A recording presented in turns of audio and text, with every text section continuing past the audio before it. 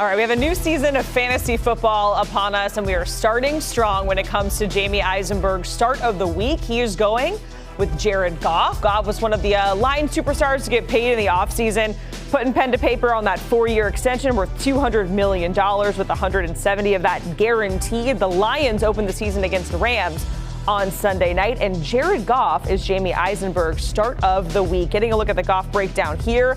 Rostered in 96% of PPR leagues, Goff is actually my QB1 in our CBS Sports League. Let's go. Yes, so I am very happy to hear that he is Jamey Eisenberg's start of the week. Let's hope he comes through. I mean, look, it's a great situation for him. You got a few things at play here that I love. You got the home game situation for Jared Goff. Last 21 games in Detroit, 16 of those, he's been 20 fantasy points or more. 10 of those, he's been 25 points or more.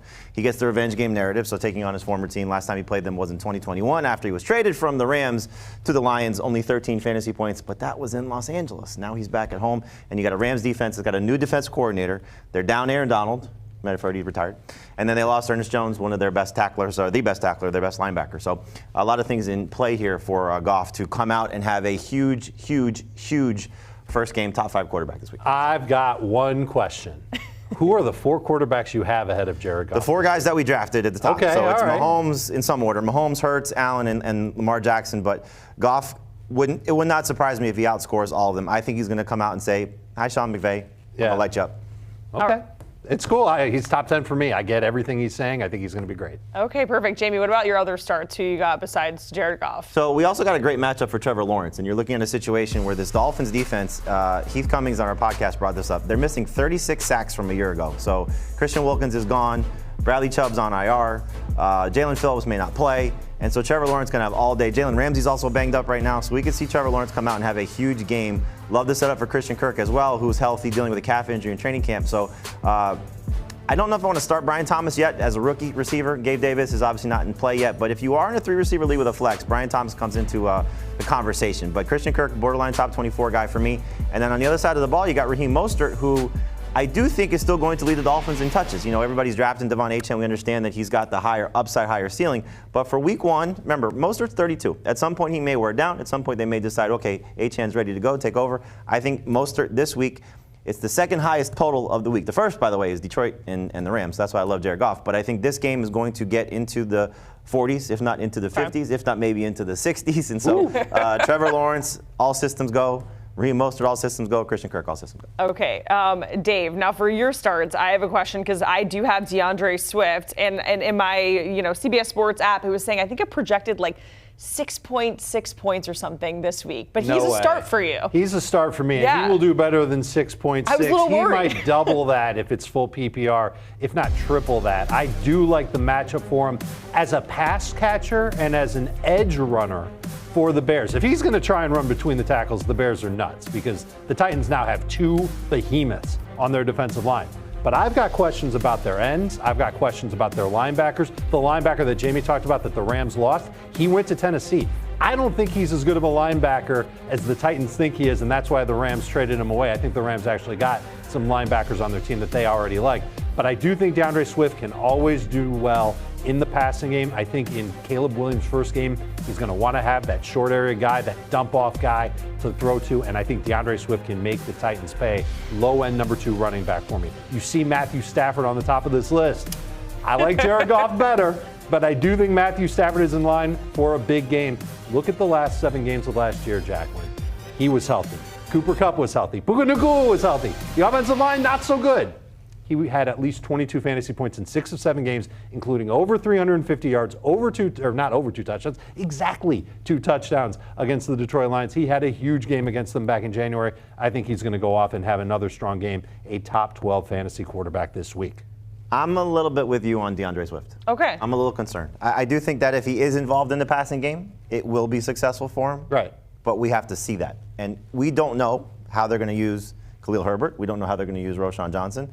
And so if it's just they're using him on running downs in this matchup, like you said, those 2 behemoths up front, I do think Ernest Jones is going to make a big difference on this defense. I also think it's going to be tough for the Bears to throw the ball. So are they going to have success? Right, the secondary Titans defense got much better paper is really across good. the board. And so that's another reason to like Swift, though. Because Swift isn't going to line up against L'Jarius Sneed. No, but if they're not throwing him the ball, and they're just using him as a primary running back, then I think Swift's going to be in for a long day. So I kind of agree with the projections there. I'm sitting down. We are big time apart on him. You can see it on the screen. Three spots in our rankings. This is not updated for me. I'll be closer to where is it Heath or Sports? I'll be closer to Sports Line to 29. He's at best a flex. Okay, dang, all right. He was one of my starting running backs. We'll have to find a replacement if you take this information and do what I will with it. Let's talk about your sits, Dave, because I guess on the surface level, some people might think, hey, Brandon Aiyuk, he's good to go. Trent Williams, great. Brock Purdy, I'm going to start him, but he's actually one of your sits. I'm a little bit worried about how in sync this 49ers offense is going to be because Brandon Aiyuk just came back he was at practice, but he wasn't practicing. There's a difference. He wasn't wearing pads at any point during the preseason. Trent Williams wasn't even with the team. So I think that there's going to be a little bit of rust that they need to knock off for this matchup. And by the way, it's against the Jets. It's one of the toughest defenses. Last year, only 5 quarterbacks had 21 or more fantasy points against the Jets. That's over the course of the season. Think about the quarterbacks that they play in division and in the AFC. Now they're going into the NFC. And it's also just going to be a situation where I think Brock Purdy can hand off a little bit, lean on Christian McCaffrey. Low-scoring game, not a lot of upside for Purdy, which is why he is on my sit list. Jamey, I'd love to know your opinion on Ramondre Stevenson. I'm nervous about game script going against him. I'm worried about just how many catches he's going to get now that Antonio Gibson's there. That offensive line still seems like a train wreck. There's some guys that are missing there. Ramondre Stevenson, he's in that range for me where you're going to move DeAndre Swift. I think he's a good flex, but not necessarily a number 2 running back. I would rather start DeAndre Swift. I do think that they're both flexes. I would actually lean more towards Stevenson. Bengals without DJ Reader, I think it's going to be a factor with their run game. So Stevenson is going to do their best to try and keep the Patriots in this game. The surprising thing for me is the line on this game. Only 8.5 points. You would think that this game should be double digits with how the Bengals getting Jamar Chase and home game for them. Week 1. It's too soon to have a double-digit line. But everybody knows, everybody's crapping on the Patriots. This is the survivor pick for everybody. The Bengals expected to win this game by 1 billion points. And the fact that the line is so close, which 8.5 is really close given how bad the Patriots could be, Stevenson is going to have to be Superman to keep them in this game. And I think he's going to do enough in the passing game, still get carries. He's going to be their goal line option if they get down there. So for me, I would take Stevenson over DeAndre Swift, just given the matchup. Yeah, to your point, Jamey, the Patriots' lowest win total in the NFL, sitting at 4.5. What about Michael Pittman? He is on your sits list as well. What's the thought process behind there? Because AR, ton of upside, and we're thinking he's going to be great, despite what we saw in the preseason. Well, what did we see in the preseason? Yeah. We saw Anthony Richardson look terrible as a passer. I actually think he regressed as a thrower after what happened to him last year. But he hasn't regressed as a runner, and that's why I like Anthony Richardson as a fantasy start this week for his legs. And the Texans last year had a really hard time defending rushing quarterbacks. I think they're going to be a lot better at defending the pass this year. They added to their pass rush. Derek Stingley's coming into his own. I think it's easy to defend Michael Pittman when you're as fast as Derek Stingley. So there might be some good target volume there for Michael Pittman. I just don't like him as a top 24 type of wide receiver. Number 3 receiver, those 3 receiver leagues, definitely start him in those. He had 18 targets in 2 games against this team and came away with 100 yards and no touchdowns.